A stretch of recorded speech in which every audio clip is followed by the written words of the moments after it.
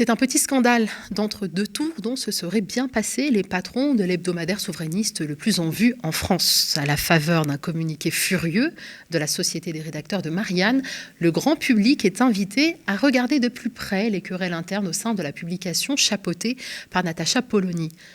Tout part d'une image de couverture, d'une une manipulée à quelques jours de l'élection présidentielle. Voici la une originale, qui ne donne pas explicitement de consigne de vote, même si elle assimile Emmanuel Macron à la colère et Marine Le Pen au chaos. Ce qui est, il faut dire, une incitation indirecte à plutôt choisir de glisser le bulletin Macron dans l'urne. D'autant plus que l'on peut voir que le journal a accepté de publier un éditorial de Jean-François Kahn et Jacques Julliard, deux figures historiques du journal, un éditorial expliquant pourquoi les deux hommes opteront pour Macron. Mais cela ne suffisait pas manifestement. Voici la une manipulée. Cette fois-ci, la consigne de vote est claire. Malgré la colère, éviter le chaos, en votant pour Macron bien évidemment, on constate assez aisément que dans cette version, le titre de l'éditorial de Kahn et Julliard est plus insistant que dans la précédente. Qui est à l'origine de cette manipulation ? À la Société des rédacteurs de Marianne, on pointe immédiatement l'actionnaire principal, Daniel Kretinsky. Mais qui est Daniel Kretinsky ?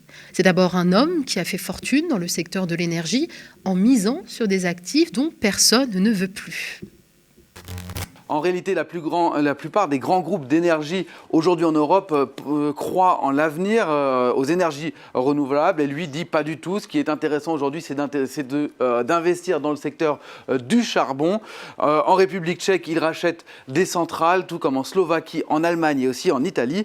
À côté de cela, il rachète surtout le gazoduc Eustream aux Français GDF et à l'Allemand E.ON, des investissements qui ne sont pas très écologiques, qui sont donc à contre-courant, mais qui rapportent gros, très gros. Il devient riche, très riche même. Aujourd'hui, sa fortune est estimée à 2,3 millions d'euros, 2,6 millions milliards, pardon, si on parle de milliards. Je me dis que c'était pas beaucoup, 2 millions d'euros pour un milliardaire. 2,3 milliards d'euros, 2,6 milliards de dollars. Il entre ainsi au classement des 1000 personnalités les plus riches du monde, selon le magazine Forbes. Et là, c'est une image de ce site internet de Forbes.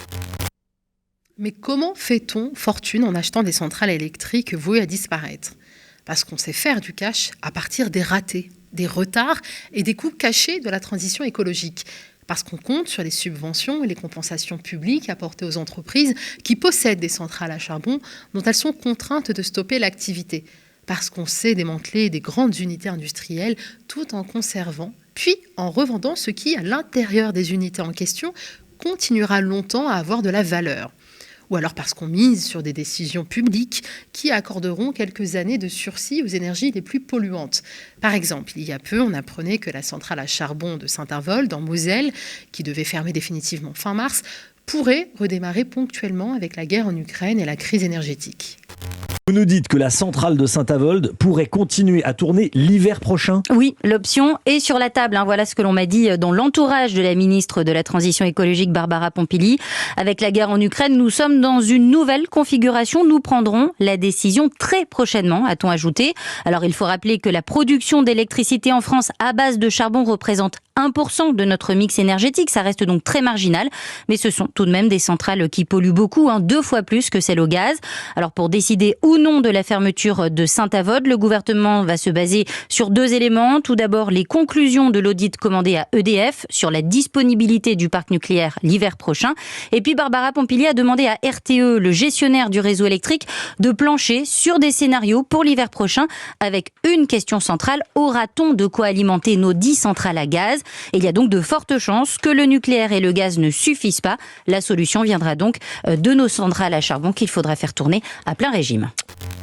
Bonne nouvelle pour Daniel Kretinsky. Quand on vit de la commande publique, des subventions publiques et des crédits publics, quoi de mieux que de posséder des médias pour créer ou conserver des liens avec les décideurs politiques ? En tout cas, Daniel Kretinsky n'en finit pas d'acheter des médias en République tchèque, en Europe centrale et aussi en France. S'il est l'actionnaire principal de Marianne, il est aussi l'un des actionnaires du Monde et même du groupe TF1 dont il possède 5%. Bon à savoir, il est aussi l'un des sponsors de Franc-Tireur, le magazine lancé par des personnages aussi sympathiques que Raphaël Enthoven, Caroline Fourest et Christophe Barbier. Décidément, ça donne envie. Le média disparaît. Vous le savez, nous venons de clore une cagnotte destinée au pôle enquête. Cela ne suffira pas à assurer aux médias sa survie. Aux médias, depuis sa naissance, nous avons fait le choix de vous proposer une chaîne d'information, une web télé indépendante, libre et surtout en libre accès. Les médias ont déjà réélu Macron. Ils ont inventé le mandat de 10 ans.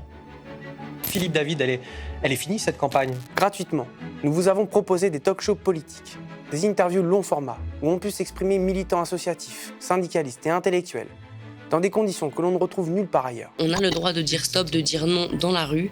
C'est un droit, c'est légal, et voici la réponse. On est dans une situation assez dingue où un gouvernement, du coup, vote une loi sur le secret des affaires pour arranger ses potes et après se cache derrière cette loi au moment où ça peut être déterminant. Quand on contacte l'Élysée en disant il y a quelque chose de grave, là, de l'argent versé dans un trust, on n'a pas le début d'une réponse. Et puis quand on réinsiste sur mais il a touché combien Macron, il n'y a plus aucune réponse. Donc s'ils sont de bonne foi, pourquoi ils ne parlent pas à ces gens-là ? Nous vous avons proposé des reportages, des enquêtes, des chroniques. Nous avons couvert les luttes comme aucun média mainstream ne le fait. Thomas, selon toi, Emmanuel Macron est-il un rempart, comme il l'affirme, contre l'extrême droite ? Pas du tout. Cette politique qu'il a menée a favorisé l'extrême droite. On a des gens qui sont des copains de longue date, qui sont passés par les mêmes écoles et qui se retrouvent dans un conseil d'administration, parce que ce gouvernement, c'est pas autre chose, à être responsable de rien devant personne. Et les citoyens n'ont jamais leur mot à dire.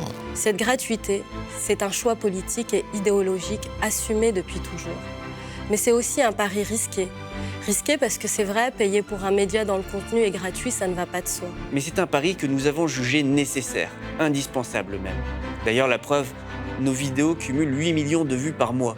Preuve que vous souhaitez une autre information. Vous avez échoué finalement à mettre à l'ordre du jour cette question. Je pense qu'il y a une responsabilité qui est quand même, et avant tout celle des gens qui nous dirigent, et notamment depuis 5 ans celle de Macron. Loin des médias surconcentrés où seuls les libéraux et les fascistes ont le droit de s'exprimer dans de bonnes conditions. Malgré ça, vous n'êtes que 6 400 à nous soutenir par un abonnement. Et ce chiffre continue de baisser. La conséquence, c'est que nos finances vont mal.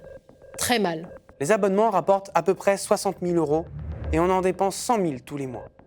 Ce qui nous fait un déficit de 40 000 € chaque mois. Le média, c'est 30 travailleuses et travailleurs qui se dévouent pour vous offrir une autre hiérarchie de l'information et des contenus de la meilleure qualité possible. Ces sommes dont on parle, elles servent à rémunérer ces travailleurs et à produire les émissions que vous aimez. Aujourd'hui, l'enjeu, plus que jamais, faire vivre le média et lui assurer sa pérennité. Nous avons besoin d'atteindre 10 000 abonnés pour que le média continue d'exister, continue de vous proposer ses formats et ses émissions gratuitement. Abonnez-vous, devenez sociaux de la coopérative Le Média. Plus que jamais, le média a besoin de vous. Ce média, il est à vous, vous qui le financez. L'indépendance éditoriale et l'information libre ont un prix. Comme nous avons fait le choix de la gratuité pour tous, sans milliardaires, sans richissimes mécènes. Cette gratuité et cette liberté, vous seuls en êtes les garants.